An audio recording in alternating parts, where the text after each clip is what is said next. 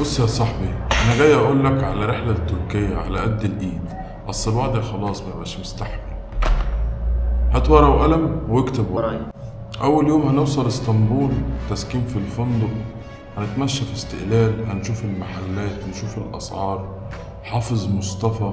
تاني يوم عندنا يوم تاريخي، توبكابي، دولمبخشة، ايا صوفيا، سانتا سافيور. اليوم التالت يوم الشوبينج، هنروح اكبر اوتلت في اسطنبول اسمه ايه، فيا بورت. اليوم الرابع لازم تاخد الختم طبعا، رحلة البوسفور النهارية، السوق المصري، جراند بازار، ومنطقة ليلي. اليوم الخامس يوم استجمام ومغامرة وطبيعة خلابة، سبانجا ومعشوقية والتراث الزجاجي. واليوم السادس هنلم حاجتنا والشوبينج بتاعنا ونطير. سايب الفيديو ينفعك في ترتيب رحلتك الفترة الجاية. كان معاكم عبد الله زهر، سلام.